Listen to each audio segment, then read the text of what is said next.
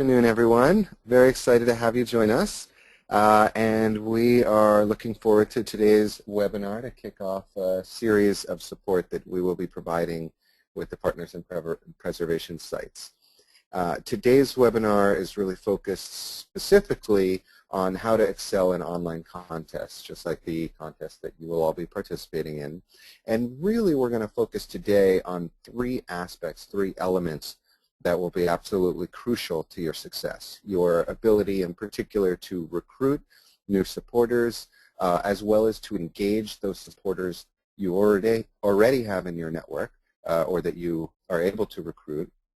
And then finally moving forward into getting those folks activated, not just engaged and not just participating in your social networks, but actively taking a leadership role in their communities.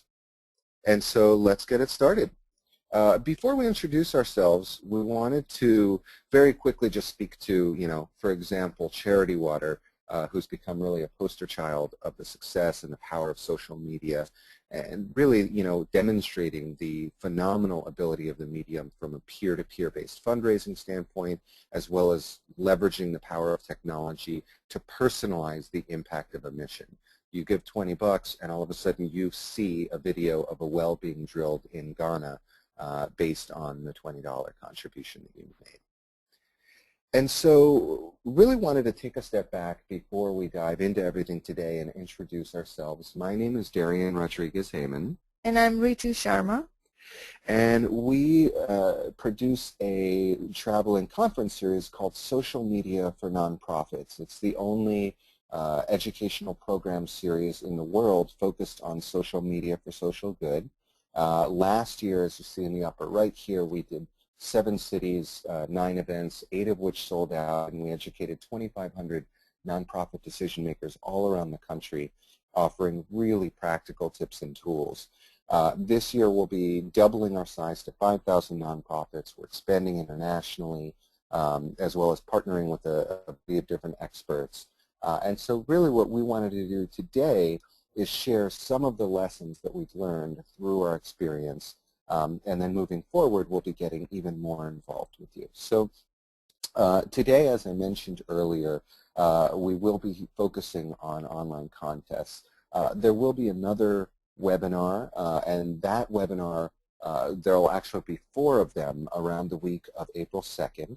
And what we'll be doing moving forward is based on those surveys that Siri sent out, and if you haven't filled out that 12-question survey, which only takes about 10 minutes, please do so as soon as you can. Based on the results of those surveys, we're going to be dividing you into 4 cohorts based on your capacity, your experience, and social media savvy, et cetera, as well as to some extent your objectives, although obviously everyone is looking to generate as many votes as possible. And then once we've divided you into the cohorts, we'll be organizing the next set of webinars, really looking at some of the more strategic issues for the more entry-level folks, but diving deeper into additional platforms and tools. Today we'll focus more on things like Facebook and Twitter, a little bit of Foursquare. Moving forward, maybe we'll look at Instagram or Pinterest or some of the other tools and platforms that are out there based on what folks need. The other component of our involvement with you, in addition to these webinars, will be one-on-one coaching. And American Express has graciously underwritten all of our time, so this will be made available at no cost to all of the sites. And in addition to the 2 webinars that you'll each have access to, there's also these coaching calls. These will be 60-minute one-on-one calls, really with a focus on creating and reviewing your strategies. So that could be creating a marketing plan. We'll talk about that in a second, or an editorial calendar. And then once these tools, these infrastructure sort of pillars are in place, we'll be reviewing those, we'll be updating them, we'll be troubleshooting, we'll be connecting you to relevant resources, and just really giving you the hands-on support that you need to maximize your results and your presence in the campaign. In particular for the coaching calls, we'll be organizing the first set of calls next week and the week after, and then we'll have another call with each of you once we get into April, the week of the 9th and the 16th. So really doing all of that leading up to the campaign to help you get prepared. And then once the campaign has started, we'll be looking to identify a select group of the sites that we feel really could use some additional support and working with you to help address any obstacles that you're facing. So there will be the opportunity for a third call for those of you that are interested. Really briefly, in terms of the contest, you obviously are all probably pretty familiar with this by now. But basically, on the 26th of April, the 40 sites will be announced. From the 26th through May 21st is when the voting will take place. And then on May 22nd, that's when the 3 popular vote winners will be announced.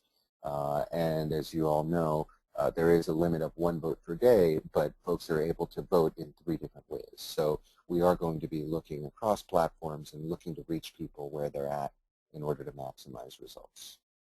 And I believe that Christine has a point that she wanted to make really briefly. Christine, do you want to go ahead?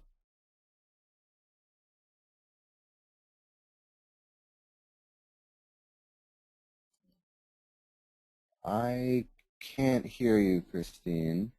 It doesn't look like you're muted, though. Hold on one second. Let me just double check something here. And we have Christine Rhee from American Express who wanted to just make a quick comment.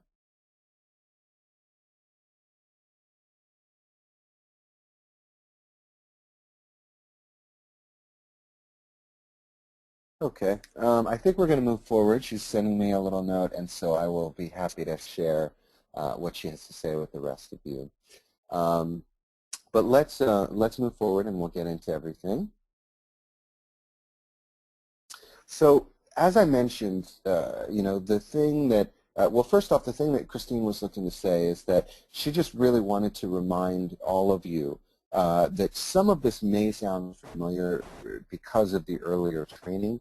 We are going to sort of just make sure that a couple really key things are known, but we're also very committed to moving you forward, sharing some new tools, some new strategies with you, as well as leaving each and every one of you with an action plan so that you have a sense of what are the 3, the 4 things that you need to do moving forward to best situate yourself, best position yourself for success, especially as we head into the future coaching calls and the webinar series. So thanks, Christine, for that point. Yep. Oh, and now I can hear you, actually. Oh, hi, you can hear me? Yep. Oh, great. Sorry, guys. So Christine Rhee at American Express and on the project team for Partners in Preservation. I just want to, again, just quickly thank you guys all for attending this webinar. And for those who are listening to the recording afterwards, thanks for making the time. Really excited to offer social media for nonprofits as an additional resource. We heard the feedback from the site training that we held earlier in the year. We heard you guys loud and clear that this was something that you were looking for and needing, and I think they'll be a great resource. They're an expert in this field, do these trainings for nonprofit organizations across the country. And I think while some of this information, again, may sound familiar, it's building on top of what Jason had gone through at the site training. I do think it's useful to hear again, and definitely there will be deeper sessions with the second webinar and the 2 or 3 rounds of the one-on-one sessions. So again, this is an optional resource for the sites. It's just an additional way to help you guys out. But to take advantage of the next series of things, you do need to fill out the survey that went out. Thanks so much, Christine. And yeah, again, if you could please fill out those surveys if you haven't done so, that'd be great. And I should just quickly mention very briefly in terms of our backgrounds, Ritu was producing social media marketing and measurement conferences in the for-profit sector all around North America in the past. I was previously the executive director at Craigslist Foundation. So some of you may have been to the nonprofit boot camp that we did in New York City under my leadership a few years back. We've also done the social media for nonprofits conferences there a couple times, which have been phenomenal. So in any case, back to really the focal point of today's webinar. As Christine mentioned, some of this stuff might be a little bit repetitive to what you've heard in the past, but now we really want to move into some new content moving forward and some best practices that will help situate you for success. So really the three components that we're here to talk about today. Number one is recruit. You see the Uncle Sam image in front of you, and we're really going to get into this today, as well as the whole engagement piece and how do you engage people once you get them into your social networks. And then finally is this whole activate piece. And how do we get people to go from just being sort of participants on the sidelines and listening and sort of passively participating in our work online to really becoming active champions for your cause. So that will be the three things that we focus on today. Before we do that, we wanted to do a quick poll and really ask each of you, because the thing to remember here is that social media is not a silver bullet. It does not happen on an isolated basis. It really needs to exist in the context of an integrated and overarching marketing campaign. And so we're wondering how many of you out there, we're going to send out a poll right now. It'll be really easy for you to raise your digital hand, but how many of you have already started working on a marketing plan for the Partners in Preservation campaign? And so Ritu is going to send out this poll right now. And if you could please raise your digital hand so we could see your thoughts. And we're really just curious to see how many of you have actually completed a plan, how many of you are in the process of working on one, and how many of you have not been able to prioritize this up until now.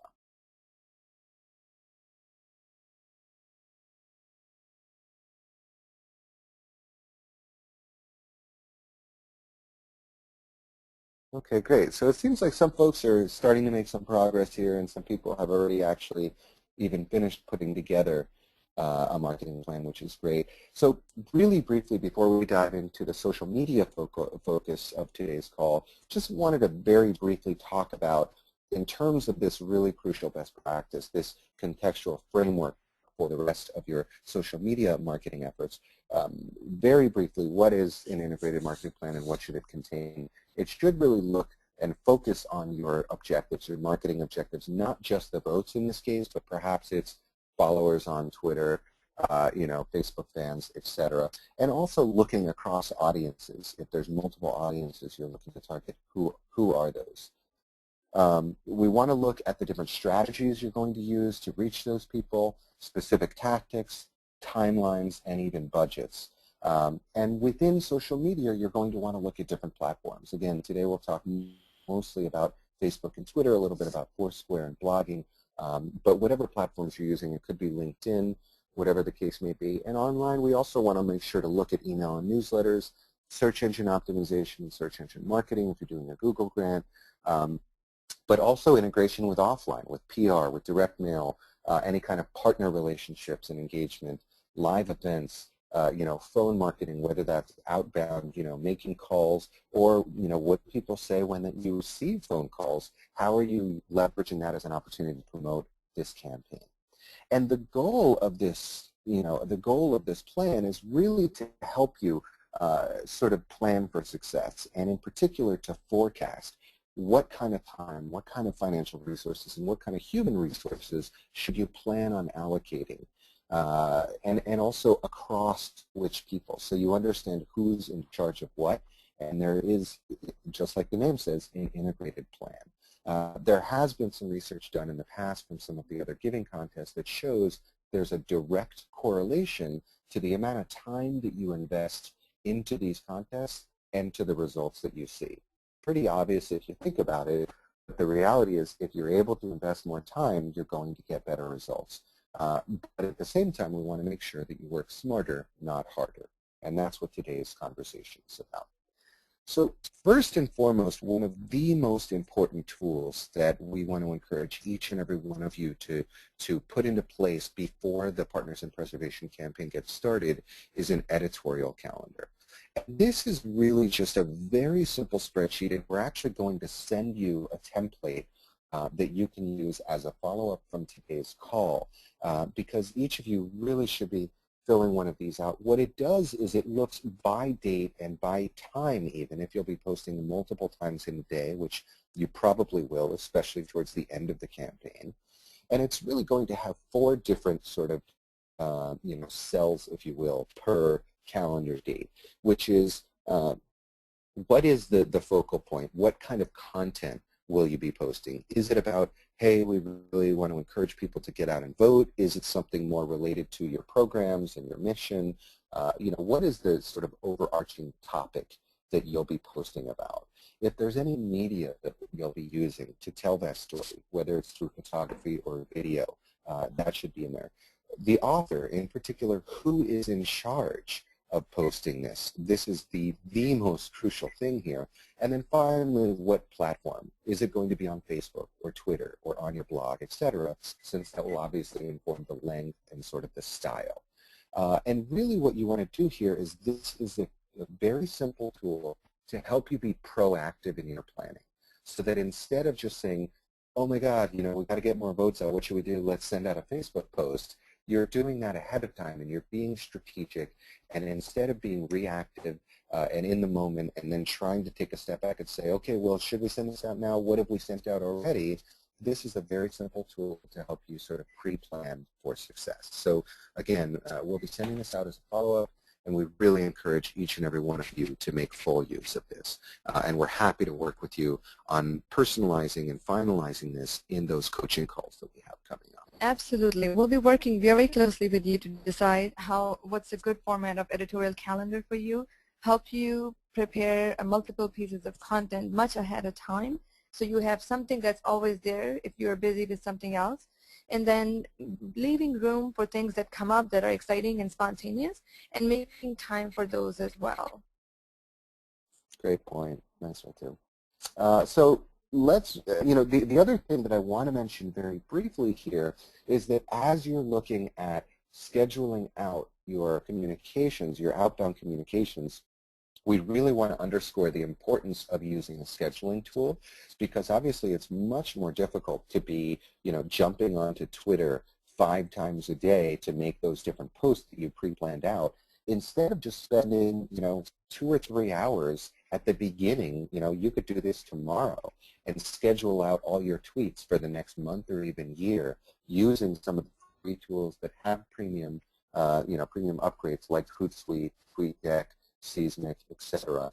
One point we do want to mention here is that these are really great tools for scheduling out tweets, but in general, you don't want to use these to schedule out your Facebook posts, since there is an algorithm that Facebook uses to determine whether or not your post should be sort of seen by all of your followers. And if you use the scheduling tool, it will deprioritize that post.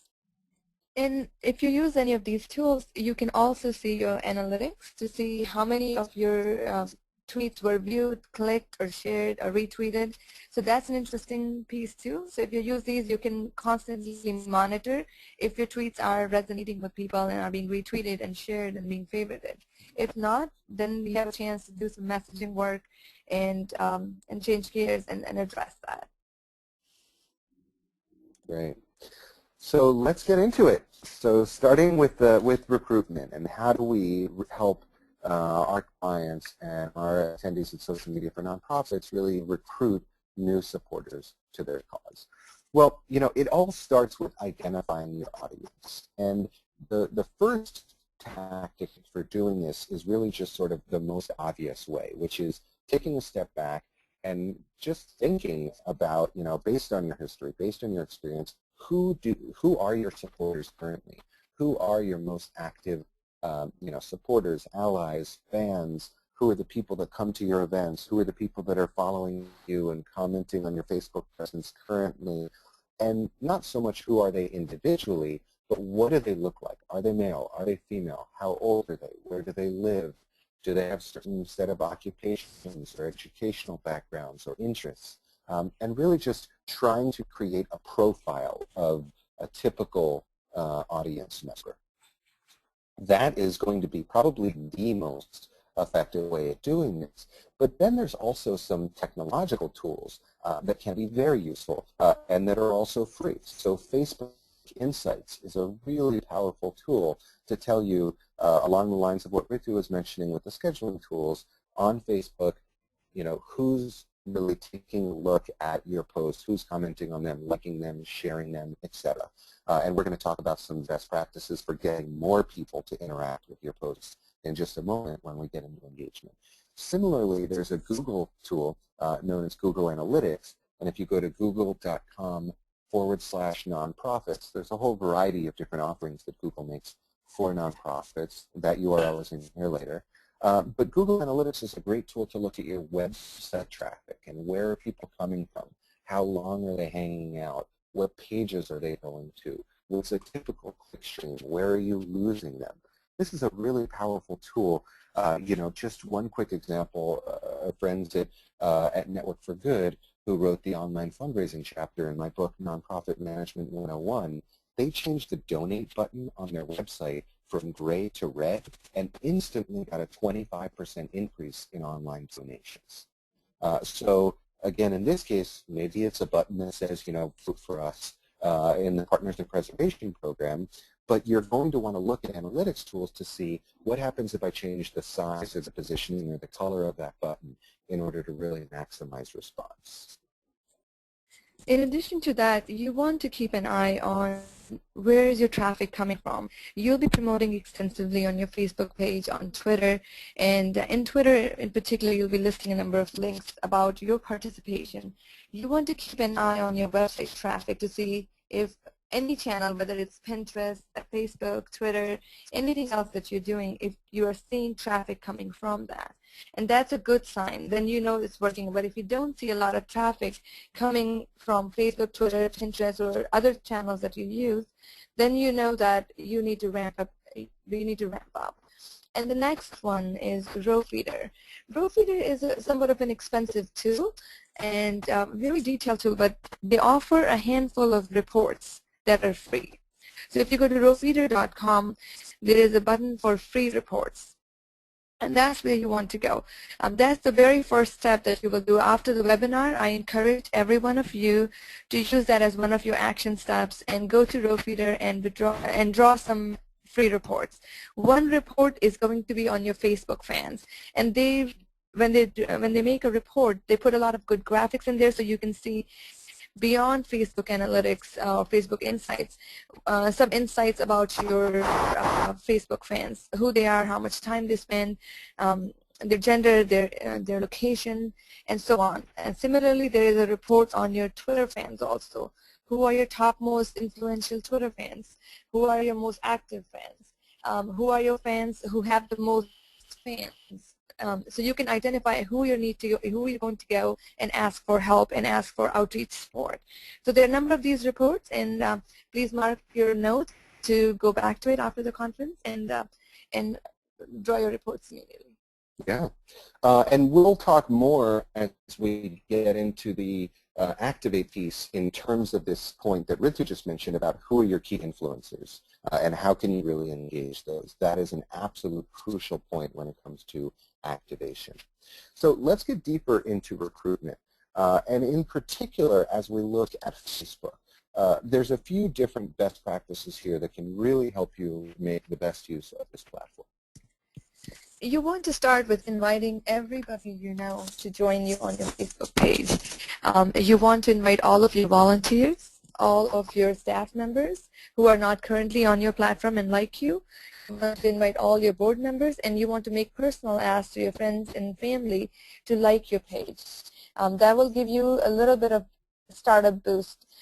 While you're doing the invitation part and building up your presence, you also want to post photos and videos. Posts that have photos and videos have a significantly higher response and retention rates than just statements and statements of facts, so you want to do that.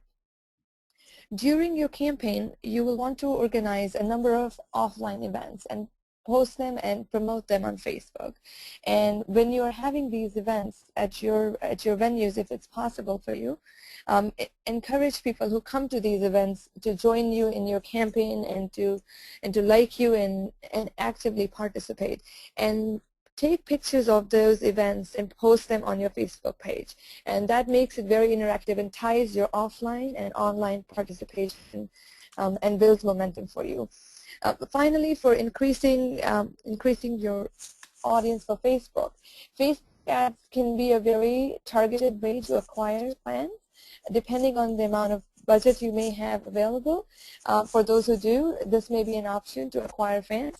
For doing Facebook ads, it's crucial to understand who your demographic is. It works extremely well if you can do a really good profile of who your demographic is and set up ads and draw those people and get in front of them.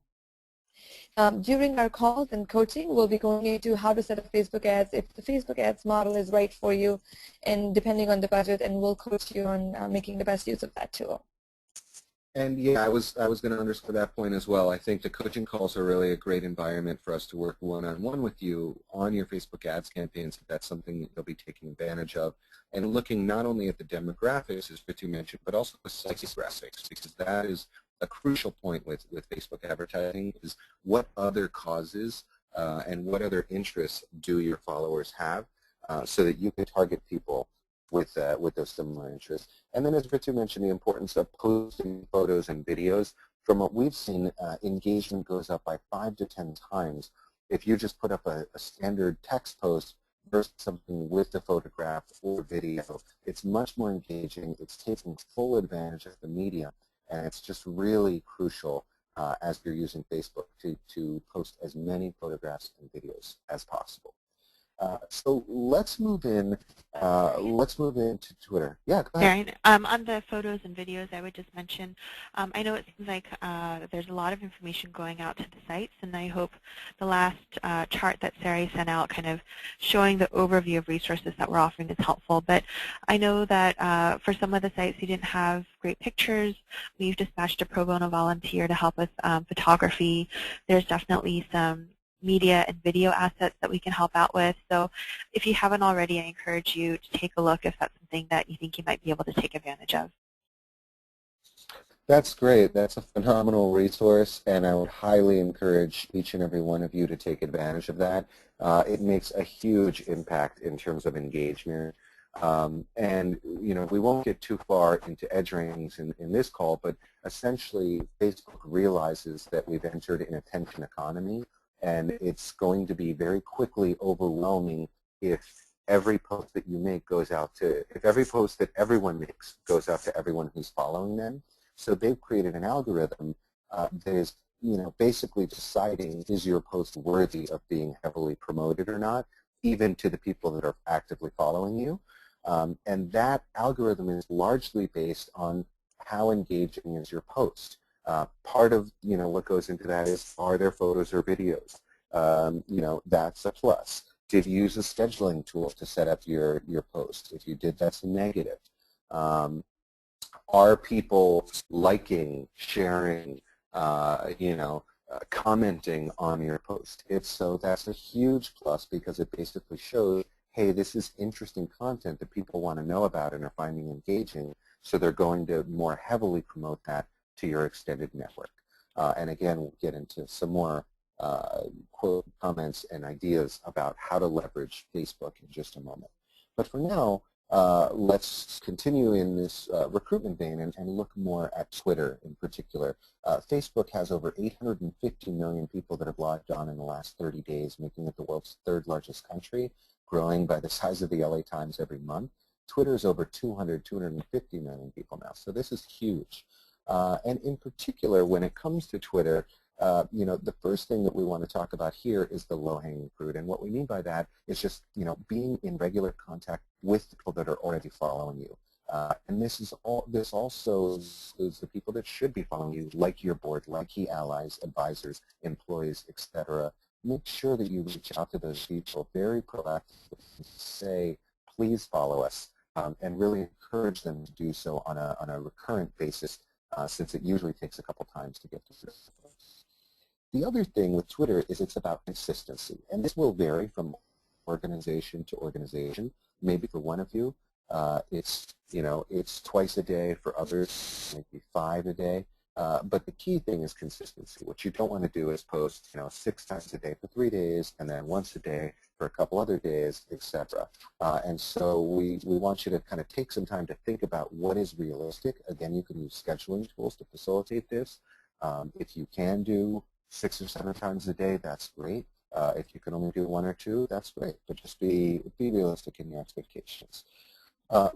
We also want to encourage you to realize that on Twitter it is very much about reciprocity. So if somebody if someone that you're following or that you want to ingratiate yourself with sends out a tweet that is interesting, that is relevant to your audience, then retweet it. We want to encourage you to RT, which is retweet, often and liberally. It's part of this reciprocal economy.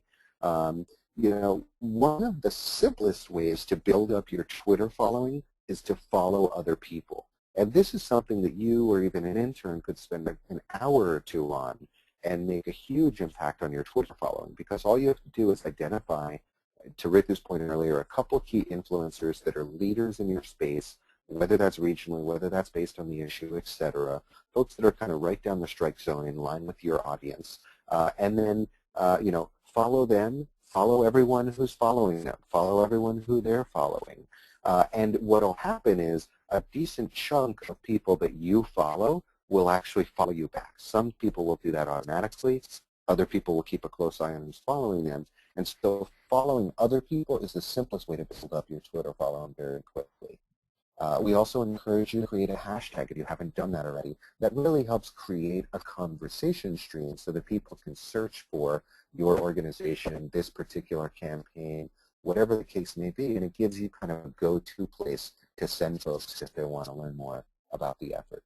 And then finally is participating in Follow Fridays. And so what you'll see is about, you know, every week on Friday there's a variety of different pretty active tweeters that will send out kind of pound FF, and then they'll plug a couple people, you know, in the space that they think their followers should be following. So we encourage you to participate in that actively, to, you know, listen to those and follow those people, but also to encourage your people to follow people as well. And just so you know, as the campaign draws near, the folks at American Express will be sharing a hashtag, and in fact a variety of hashtags that they have set up, so that has been taken care of for you. So now we are into engagement. Sorry for the cheesy photograph, but I thought this was the best image I could think of as it relates to this piece. So really, now that we've recruited people into our network, how do we get them engaged? How do we really, you know, turn this into a conversation? And that is really the key point here, is conversation. This is no longer the top-down mass media where you're talking at people. You really want to talk with people. And from what we've seen, on average, it's as simple as this. If your Facebook post, if your tweet ends in a question mark versus a period, you will get 5 to 10 times as much engagement from that post. So if you see a great article about, you know, about historical preservation, instead of saying, you know, check out this New York Times article that just came out today about, you know, about the museum and their efforts to preserve the facade that has become so famous, you know, period. Instead of, you know, interesting article from the New York Times, what do you think about this effort? Question mark. I promise you that you will get substantially more engagement from your community, especially on Facebook as well as on Twitter. And in addition to that, I want you to have your staff and your core team ready to ask questions and respond to these questions. People don't like to be the first one to ask or offer advice. So if you see something that you seem as provocative and thoughtful and it should generate engagement, then whoever posted a question except for them, other members in your team can comment and get the ball rolling. Sometimes it takes a couple of people before other people engage, and everybody wants to be part of an engaging and interactive conversation. Absolutely. So we're going to dive more into that in 1 second. But one of the questions that we get asked most commonly by nonprofit leaders and people trying to embrace social media marketing in general is, when should I be posting? And this is really interesting because fundamentally it is different than email marketing. So if you're sending out a newsletter, the rule of thumb is you don't want to be number 37 in somebody's unread inbox. So you want to send it out mid-morning or mid-afternoon, Tuesday, Wednesday, or Thursday. But if you're on social media, it's actually the opposite. you want to get people in their downtime. And there are 4 times of day. This is in particular during the work week. We haven't really seen much data from the weekends, but especially on the work week, and again, this is a rule of thumb, so you're going to want to look at those analytics tools we mentioned earlier to see if it's different for you, and experiment is key. But as a rule of thumb, you want to look at 4 times a day. One, the first is in the morning when people are on their way into work, 8 to 9 a.m. Second one is during their lunch hour when they're out of the office checking their Twitter, their Facebook, etc. on their iPhones. Then at the end of the day, either when the boss ain't looking or when they're on the subway or in the bus on the way home. And then finally is when the kids go to bed at night from about 9:30 to 11 p.m. once they have a little bit of free time to relax, watch some TV, maybe check out their Facebook. So we would encourage you, especially if you're only doing 4 or less posts a day, that you do those at these times of day. Keep in mind that this is for an average working person. You definitely want to take a look at your analytics reports and see when is your audience most active. It depends on different organizations. This sort of generalized data is actually not appropriate for organizations or audience that have teens as their demographic, because they are not bound by these constraints. So just use this as a starting point to sort of look at what is the common practice, but really look at what is relevant for your group. Great point. So probably because we have a couple museums on the line, we wanted to make sure to include this slide, which is really about the importance of becoming a curator. And this really speaks to the issue of being using social media as more than just a megaphone. What we mean by that is you shouldn't only be talking about your organization. What you really want to do is make sure that ideally at least a 50-50 ratio. 50% of the posts are about your organization, are about the campaign, the cause, etc. But then the other 50% are you curating content that you think would be of interest to your followers, whether that's about historic preservation, whether that's about the arts, whether that's about whatever the cause is that you represent, the field that you're part of. The people that are following you, yes, they're interested in your organization, but more often than not, they're more interested in the issue as a whole. And so it's important to get in front of that instead of behind it, to honor and respect it by connecting them with relevant information. Now, this next point here in the realm of engagement really speaks to the point that Ritu made earlier as it relates to, if you do ask a question on Facebook and people write back and comment, then you need to respond to their responses. So, the idea here about recognize and respond is really twofold. On one end of the spectrum is if somebody sends you a direct message, if someone asks you a question on LinkedIn, if they make a comment on your Facebook post, or if they retweet something, or send you a direct message via Twitter, you want to respond back to that. At the same time, you want to recognize people. So if they retweet something, you always want to say thank you. If one of your and Christine, I think we left you off mute, but if it's possible for you to mute yourself. Actually, I'm on mute. My phone is on mute. I was about to send it. Sari, I think that might be you. It's not us, so it might be Sari. I think she's off mute too. In any case, sorry for the background noise. But the point here is that was really more the respond side of things. We also want to speak to the recognize side as well, which is that if somebody retweets something, as I said, definitely say thank you. If you just had a big gala and a bunch of volunteers turned out and really made the whole program possible, again, use this as an opportunity to recognize their support. A lot of nonprofits are pretty innovative when it comes to using social media as a fundraising and a marketing tool. Where it's really underutilized is as a public forum of recognition. And so whether it's, your board member who just led a great meeting, or whether it's a major donor that's not anonymous, you want to take advantage of really recognizing these people. It's a peer-to-peer based medium. And so be in conversation, use it as an opportunity to recognize the support that people are providing. Ritu made this comment earlier as it relates to Facebook, but really tying in your live events and using your live events as an opportunity. This is an image from Social Media for Nonprofits. We have, you can kind of see it in the middle here, a screen with a Twitter wall so that people can see the live tweets that are going out, and that's encouraging them to send even more tweets with our handle. So we're getting a couple hundred new Twitter followers in one day. We're also asking people to follow us on Facebook and join our LinkedIn group, and we're sending them an invitation immediately after the event. All of these things are going to help you engage your audience as well as recruit some of their followers. So it's a huge opportunity. And then as we look finally, across some of the specific platforms, we wanted to mention a couple specific points. So first of all, in Facebook, we already mentioned the idea of really to think about Facebook as a photo economy.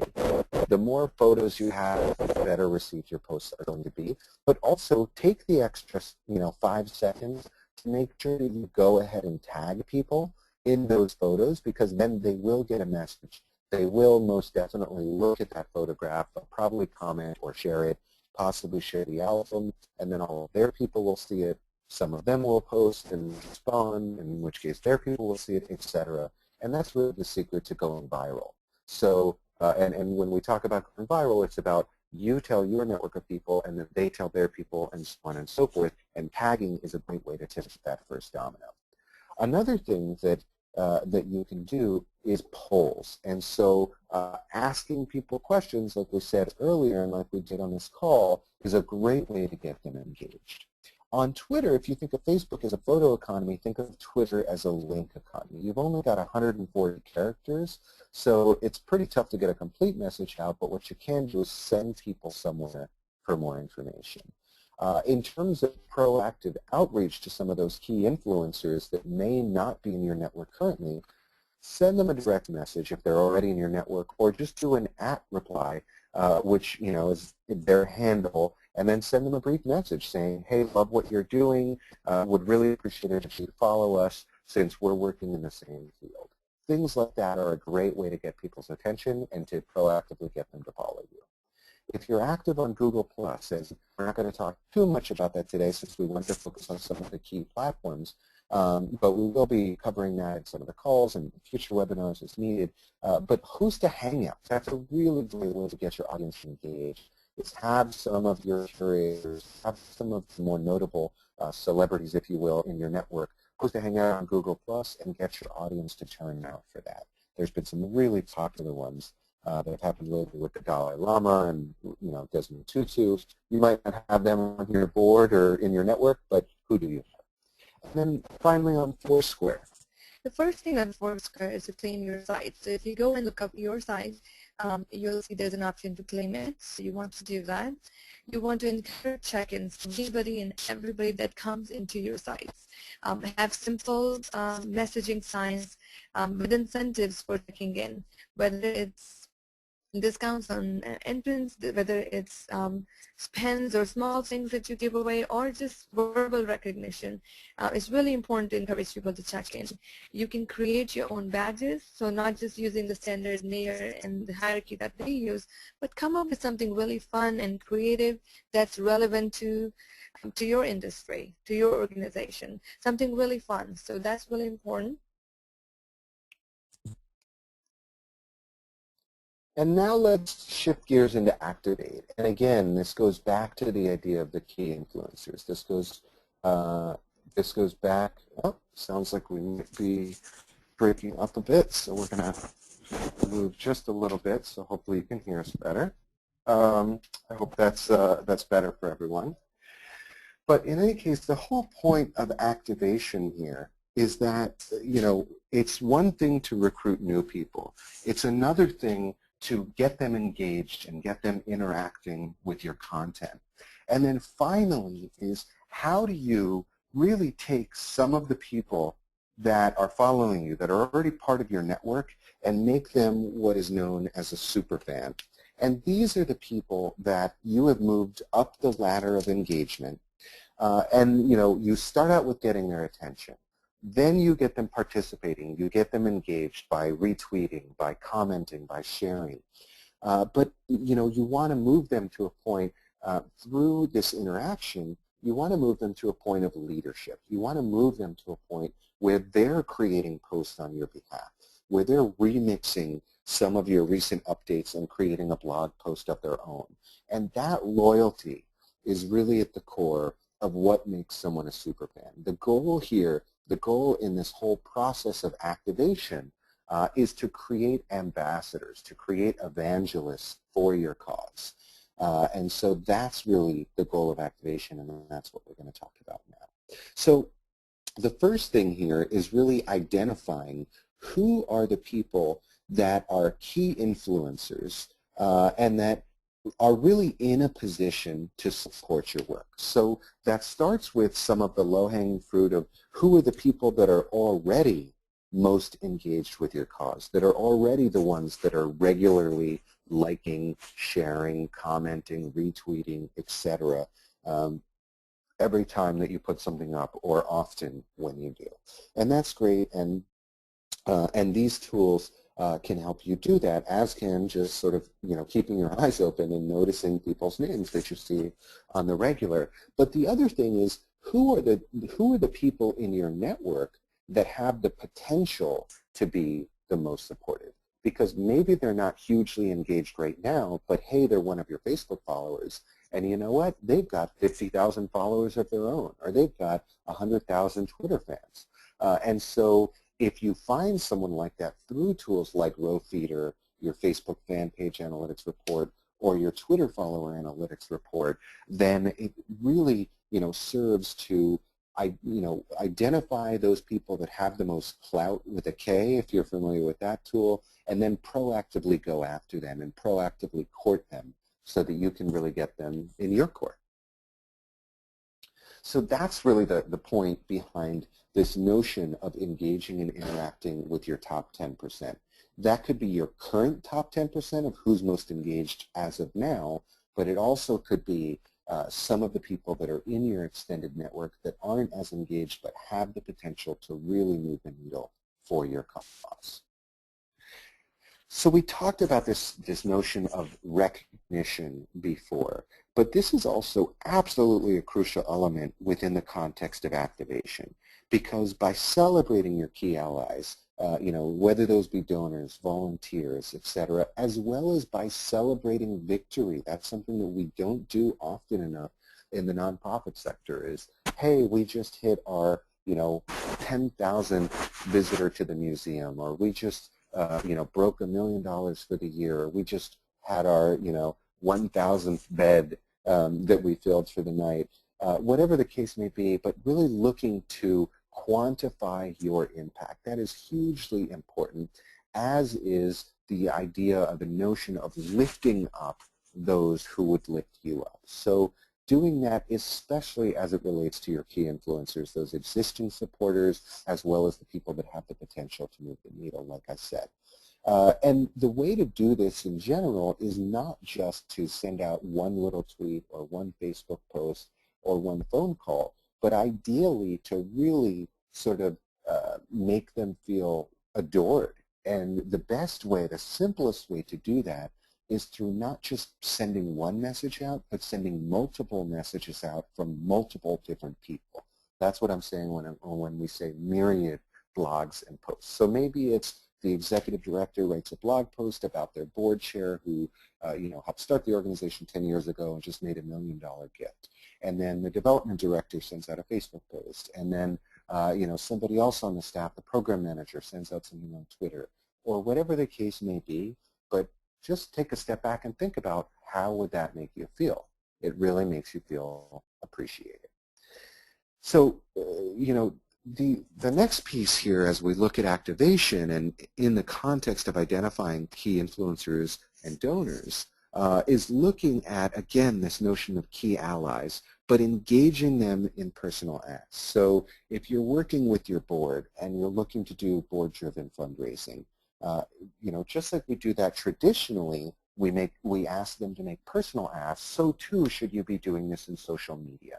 If there's somebody out there who's one of your big followers and huge fans, or somebody out there who could be, individually reaching out to those people and saying, hey, would you agree to be a captain for this campaign that we have coming up and commit to getting 10 people to vote? Or, hey, would you agree to, be on our host committee, etc. This is the whole, traditional notion of a host committee. And one of the ways to do this that is a really simple mechanism that works very well is a contest.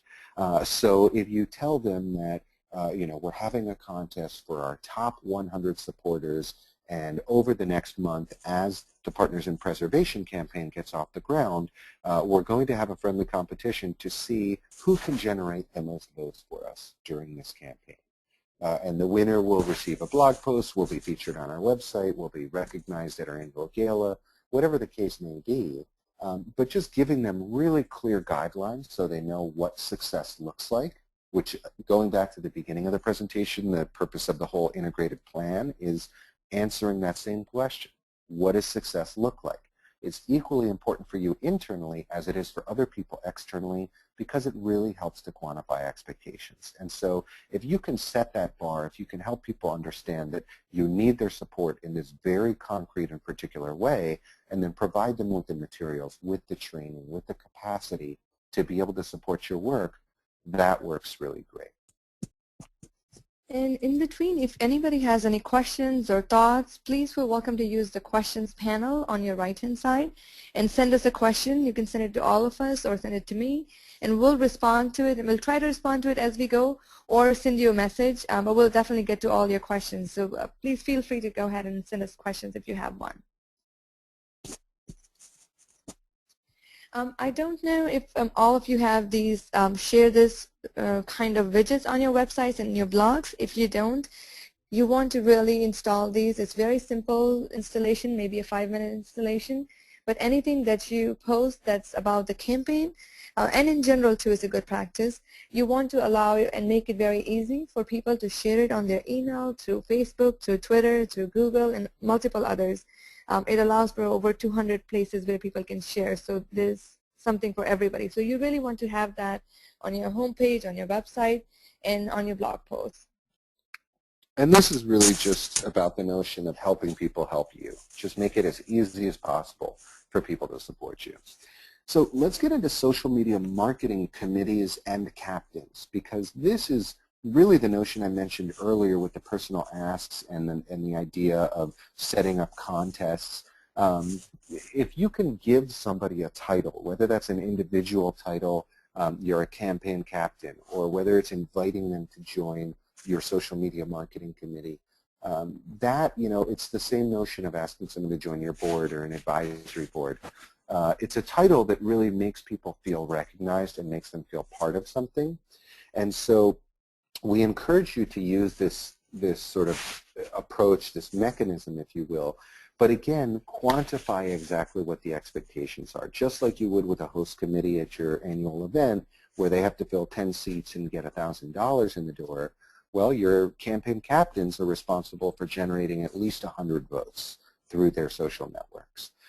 Your social media marketing committee is responsible for sharing, liking, or commenting at least 2 of your Facebook posts a week, right? So it's a manageable number that seems realistic to people, but the point is it's really concrete. And for example, with the social media marketing committee, if you remember back when I was talking about Facebook's algorithm and how it's identifying sort of what content is of interest or not, well, if you are stacking the deck basically in your favor by having some people committed to going onto your Facebook page once a week and sharing, liking, commenting on some of your different posts, then that Facebook algorithm is going to basically feel that you are posting more relevant content. And so every post that you make will be higher up the food chain, and those particular posts that people commented on or shared or liked will be viewed extensively. So that's really important. And the other piece of the puzzle, and I mentioned this earlier, is that in addition to giving people these really clear goals, provide them with some training. Maybe that's just a brief conference call or a webinar like today. Give them some materials. Maybe that's a marketing toolkit that includes some template language that people can just cut and paste into Twitter, into Facebook. That's a really simple tool. Just like the share this widget, you want to facilitate it. You want to make it easy for people to support you. So really briefly in terms of public relations, obviously we mentioned the whole idea of PR and sort of the traditional media relations efforts in the context of the integrated marketing plan. But bear in mind that we're not just, that we are in an online world now, and that there's a new type of online media relations, which is blogger outreach. So look at the Beth Canthers and the Guy Kawasaki's of the world and ask them if they would be willing to put up a blog post talking about your campaign, talking about your cause, encouraging people to vote, speaking about the American Express campaign in general, whatever the case may be. But you better believe that if Beth Canthor is sending out, whether it's a tweet or whether it's an entire blog post about you, that's going to generate some good awareness and it's going to generate some votes. I don't know if any of you are familiar with Mark Horvath or InvisiblePeople.tv, but Mark is amazing. He was formerly homeless, and now he's a nonprofit executive director. And he works out of Los Angeles, does a lot of work with Beth Canthor, who some of you may know. And what he has done is so phenomenal. He does a lot of video work where he shoots homeless people in an effort to really post, in an effort to really personalize the impact of his organization, and more importantly than his organization, to personalize those stories so that, it's no longer the person you sort of ignore and walk by, it's a person. And that's really the fundamental goal and work of InvisiblePeople.tv. But part of the way he's doing this, which is so phenomenal, is, this is kind of a traditional model, this photo of him doing a video of a homeless man, but what he's really well known for is giving away flip cams, these $50, $100 cameras that do high-resolution, web-ready video, and loaning them out to these homeless people so they can shoot themselves, so that they can take videos of their colleagues, of their peers, and really, again, all with an eye towards personalizing these people, these stories, and ultimately the mission and impact of InvisiblePeople.tv. So how can you use social media to facilitate storytelling, to help personalize your impact, and really open it up instead of this top-down megaphone-based medium, like I said before, but more of a bottom-up approach where you enable and facilitate your supporters, your constituents that you've served, your board members, whatever the case may be, giving them the platform to tell their story about how the organization has helped them and about what's going on in their lives in general. So, briefly, we wanted to move into a couple case studies because we felt like there were some exciting opportunities here to really look at what other organizations have done in the space that have generated pretty substantial results, sometimes in the absence of substantial resources. So the first example here is Atlas Corps. And Atlas Corps is an organization that's basically like Peace Corps for nonprofit leaders. And what they've done as a very small organization, they have about a $400,000 budget, and they don't have a huge social media following, but they have done phenomenally well in online contests, and in fact, won or at least placed in a number of different contests to the tune of winning over $400,000. So that's pretty amazing. What they've done here is, even though they have a limited budget and they don't have a large social media following or even a large mailing list, they've been able to generate some great results. So how have they done this? Really, it's been a three-pronged approach.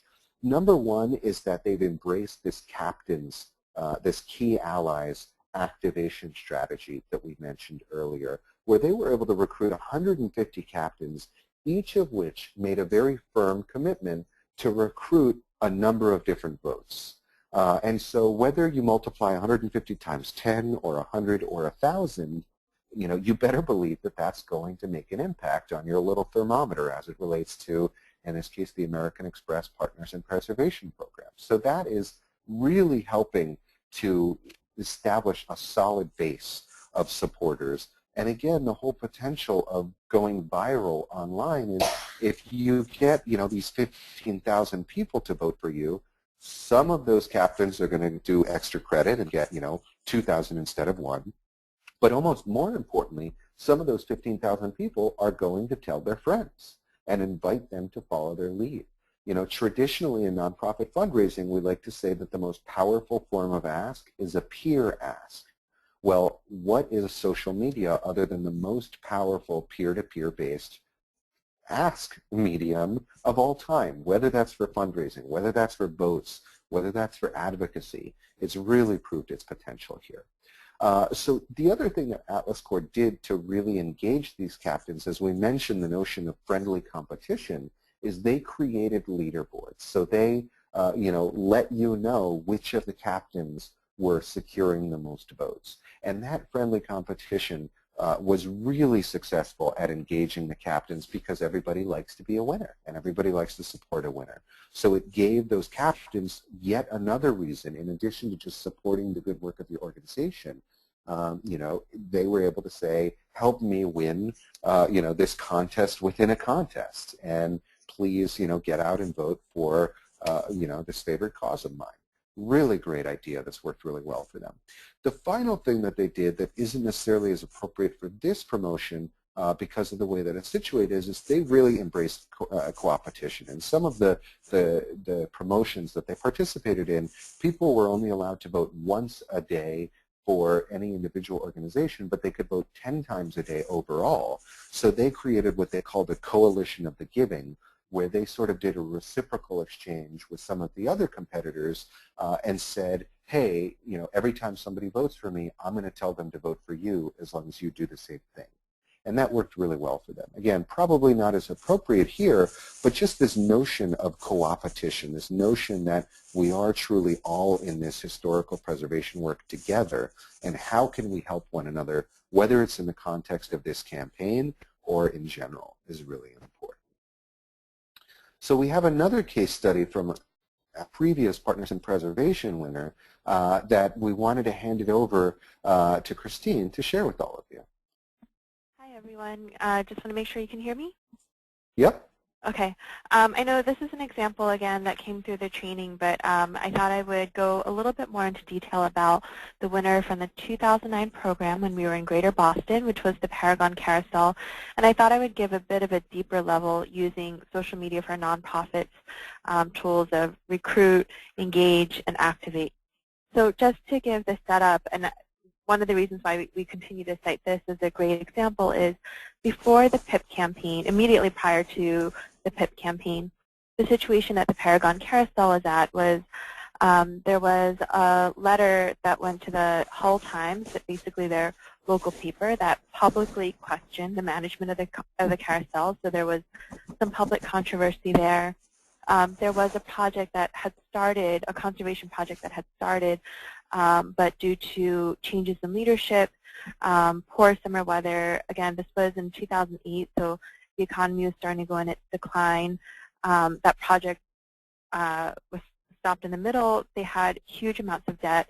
Money was running out, and they were basically laying off staff, and they got a personal loan, and that's the situation the carousel was in. From that, they entered into PIP. And I think they really, whether they would use these words or not, they really took to heart the tool that social media for nonprofits is saying, which is recruit, engage, activate. So in terms of recruiting, they recruited volunteers and also emailed out a network of broader volunteers. So what I mean by that is Paragon Carousel didn't have staff when they entered the Partners in Preservation contest. They had 3 highly engaged volunteers that ended up joining the board. So step 1, they ramped up their board, gave them official roles, and they reached out to people who are both long-term supporters of the carousel as also some new relationships. So for instance, there was a retiree and a former business owner that they worked with because they thought those people brought in skills that the carousel didn't have. So in recruiting, they recruited highly skilled volunteers and ramped up their board in the process. So rather than having staff, they had these 3 dedicated people. Number 2, they also recruited a network of broader volunteers. So they started building an email network. There was an open letter of invitation, again, in the local paper, inviting people to come help with the carousel, publicly saying, yes, we don't have money, but we can definitely use your time, services, and materials. 200 people responded to that public appeal, started building an email list.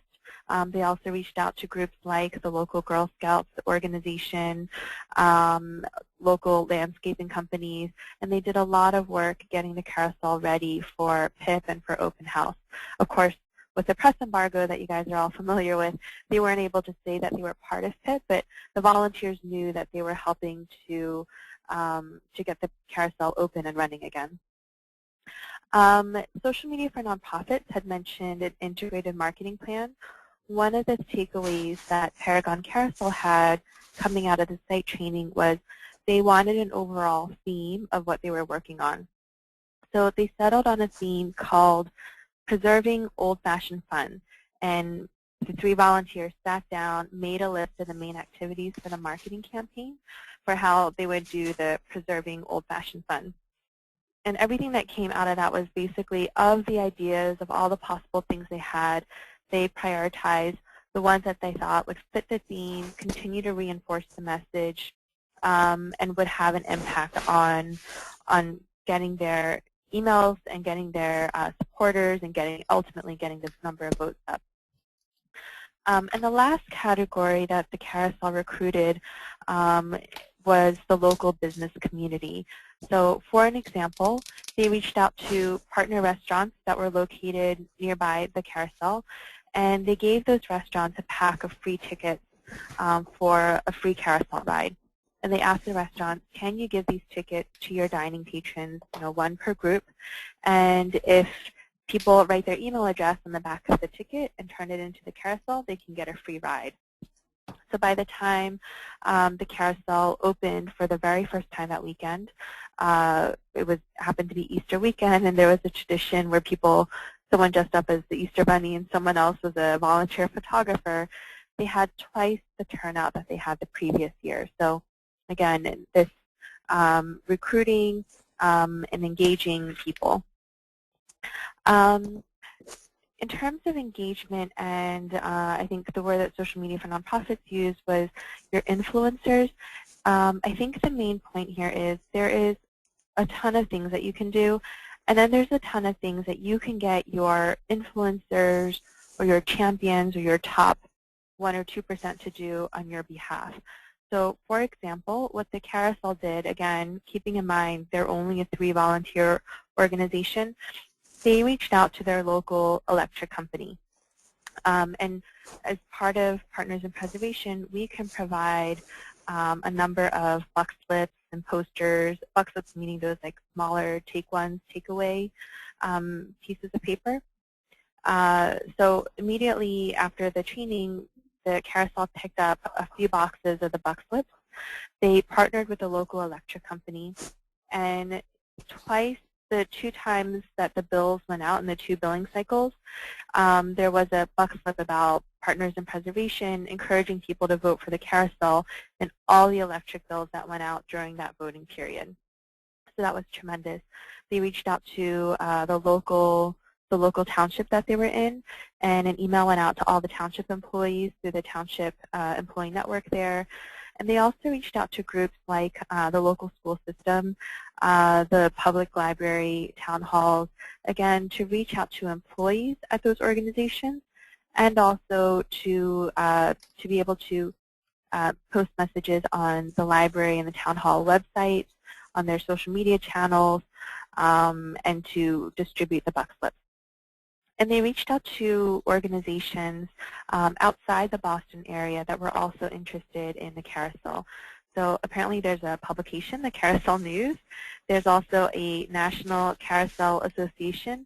Those are the kinds of groups that they reached out to and got those groups to also champion the carousel and their participation in PIP. Throughout the entire campaign, the carousel was aggressive about collecting emails. So I mentioned on the ticket, people would write in their email address and they could redeem that ticket for a free ride. They also had a raffle, and on the raffle tickets during open house weekend, on the raffle tickets you can write your email. So they definitely took great advantage of the email channel to encourage people to vote. That's what the carousel did. I'm not saying email is the #1 thing to do. For other groups, I think Ritu had the really good point of, are the kinds of people who are coming to your organization, if they're already on Twitter and Foursquare, Facebook, Google+, Pinterest, like whatever channel that your people are already going to, I think that's the one that you should try to maximize instead of maybe trying to do a little bit of everything. Figure out where the people are and go to them. And social media for nonprofits also talked about PR. The carousel definitely reached out to their local media. The local newspaper that at the beginning of the campaign, or sorry, prior to the campaign, had publicly questioned the management of the carousel. They reached out to that paper personally, and they got an article and an editorial and a couple articles featured in there about the way that they use their volunteers, the tremendous community turnout through the volunteer days and through open house weekend. They just got a tremendous amount of local press that the carousel themselves reached out to personally. I'd say a couple quick things. So the carousel sent out daily reminders to vote. For them, it was a daily reminder on the email channel.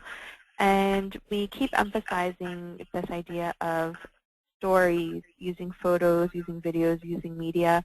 I think if anything, that's something that the carousel did very, very well. One of the things that we'll be doing on our overall Partners in Preservation website, if you notice people are posting messages on our Facebook wall or sharing stories about what their favorite site is and why, definitely you can use that content as well as any of the additional resources that we've offered in terms of the photographer or the videos that, if you would like the videos that can be shot on your location, things like that. Because the Paragon was able to sell those, use those tugging on the heartstrings kinds of stories. They were able to talk about people who proposed to their now wife 17 years ago at the carousel, people who remember their grandparents used to take them to the carousel years ago, and now they're excited to take their own kids to the carousel. Those kinds of heartstring stories, the carousel definitely aggressively tried to collect and also used in their email reminders and on their own social media channels. And then, as you know, they ended up winning being the #1 winner in the popular vote that year. Wonderful. Thanks so much, Christine. I think that's a really great overview and case study. And I think, just a couple of quick points that we want to underscore. #1 is it doesn't matter how big your staff is. It doesn't matter what your budget is. You can do this. And any one of you that is on this call, that is listening to this webinar afterwards, has the opportunity to win this campaign. And it's really about, again, working smarter, not harder.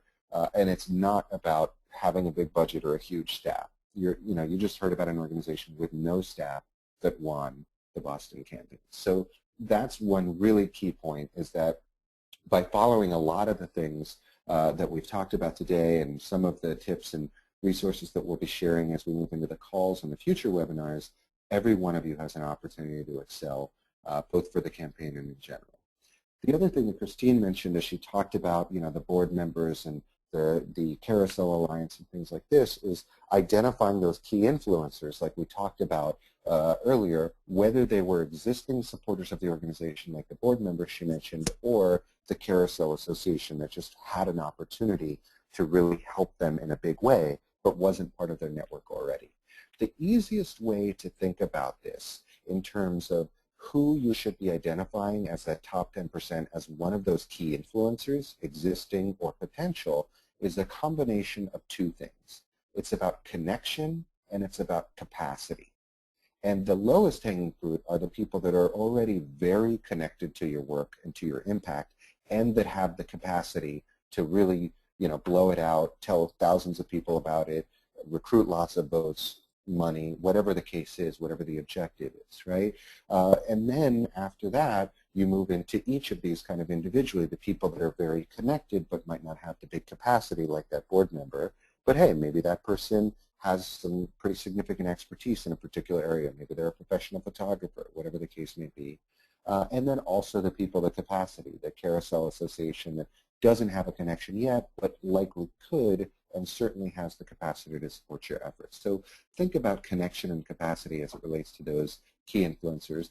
And finally, Christine also mentioned the power of photography, the power of video to generate emotion, to create change.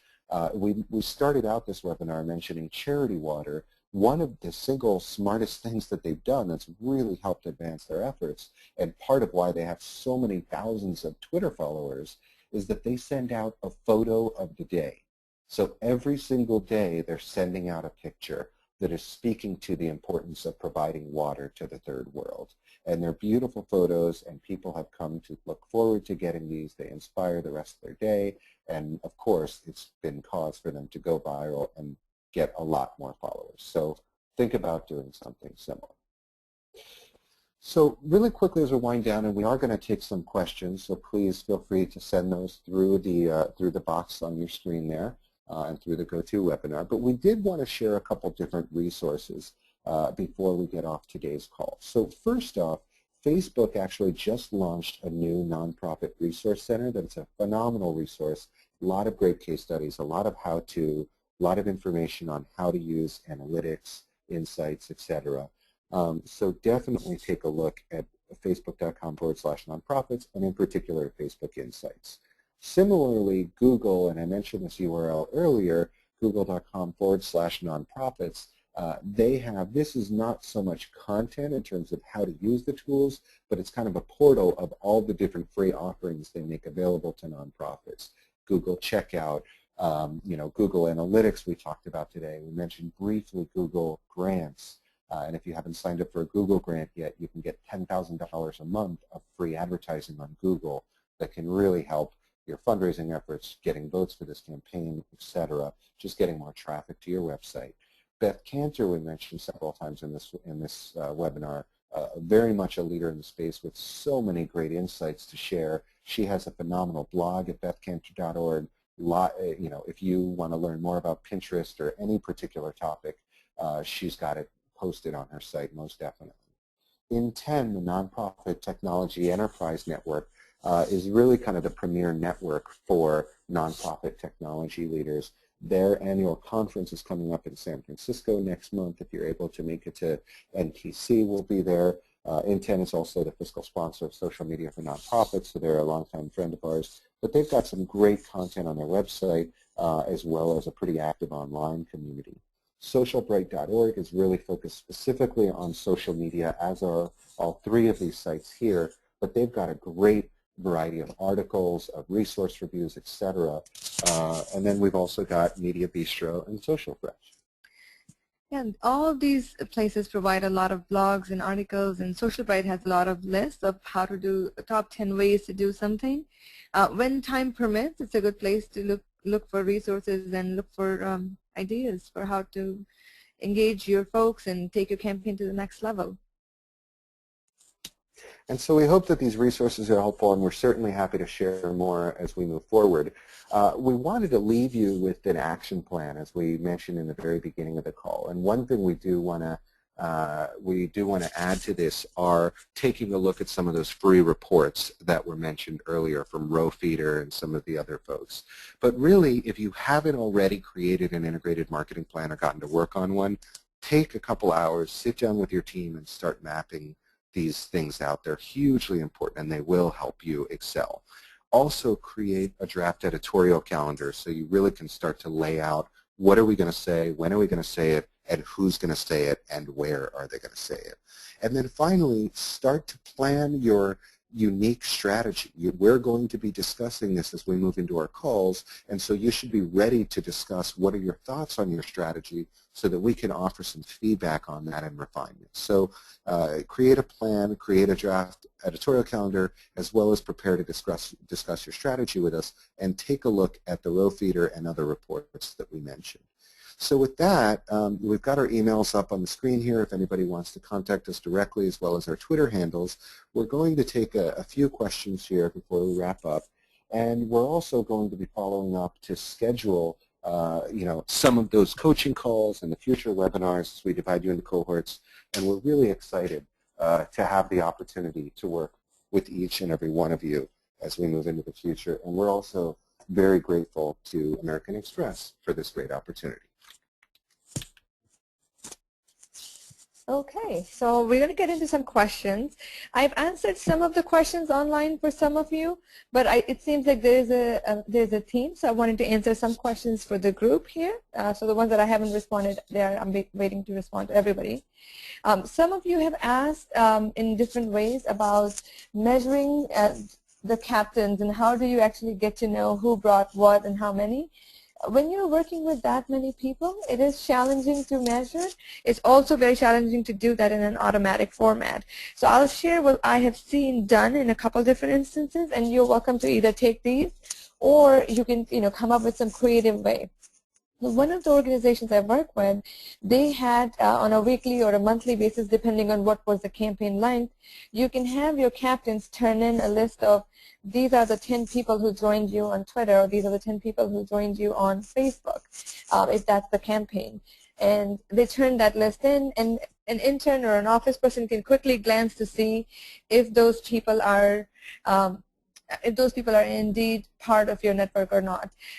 There's also another way of doing that is each time somebody voted, they ask them to tweet that they voted with a specific hashtag, and they were monitoring that hashtag. So there are many different ways of coming up with something creative that can be either automatic, like a hashtag, or something simple as every time you convince somebody and you have them do in front of you, which is whether on your phone, on your smartphone, or on your computer, you can have them fill out a thing and turn it into you, and that works.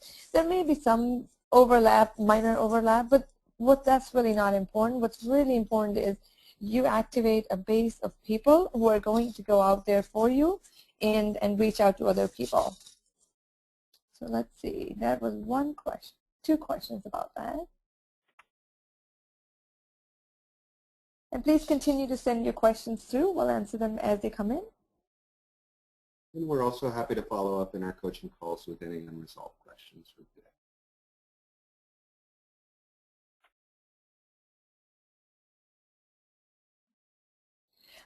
So one question, I think that's a really important question is, should we start posting on our Facebook and on our platforms now, or should we do only when the voting starts? This is really important. So now, from now until the 26th, when the voting starts, our goal collectively, yours and ours and everybody's, is to bring you up to speed.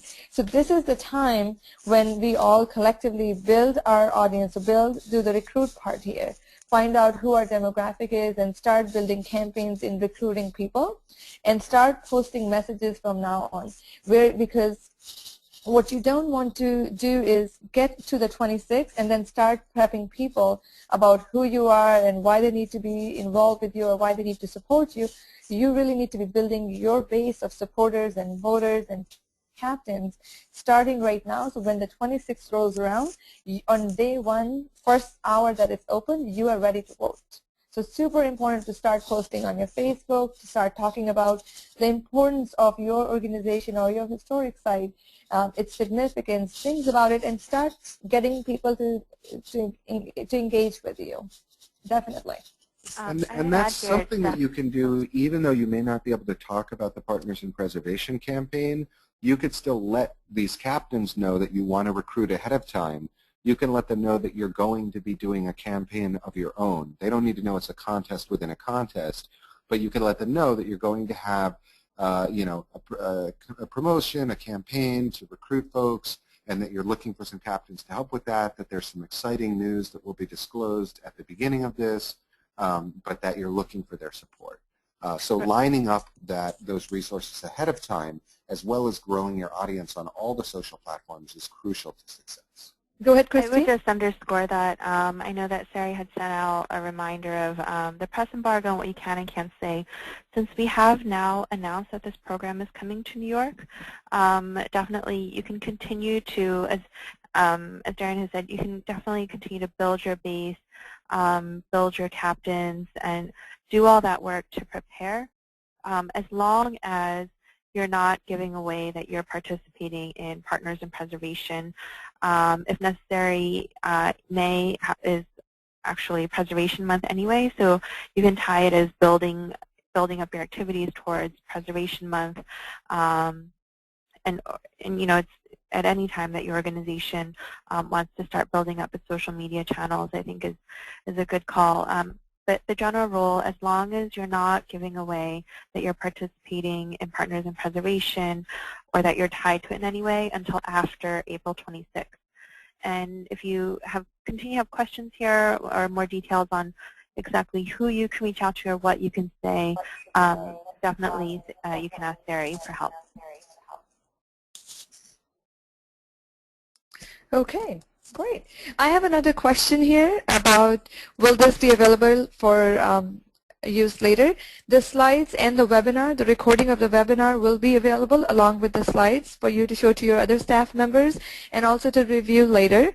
We will be following up with an email with some templates. We'll send you an editorial calendar to get us as a starting point. Feel free to add columns and rows that you think are relevant to you. We'll get you a starting point, but absolutely feel free to make it what's most useful for you. Let's see. And that is it for questions. So with that, we're pretty much at the end of the time that we have slotted for the webinar. Again, we will be following up shortly with an email that I believe will go through Sari. So you'll be hearing from her with the editorial calendar template, with the link for the slides if you want to access those, or the webinar, as well as with a few other things, including a link to schedule your follow-up as it relates to coaching sessions and the future webinars. So we are very excited and in fact honored to be working with each and every one of you, and we look forward to the opportunity to support your efforts. And really, I think we just want to say thank you, not only on behalf of the two of us and the Social Media for Nonprofits team, or even on behalf of all of the folks over in American Express that made this possible, but we want to thank you on behalf of the tens of thousands of people that you collectively serve. It's really an honor to have this opportunity to support your efforts, and we're very excited to be working with each and every one of you. So thank you.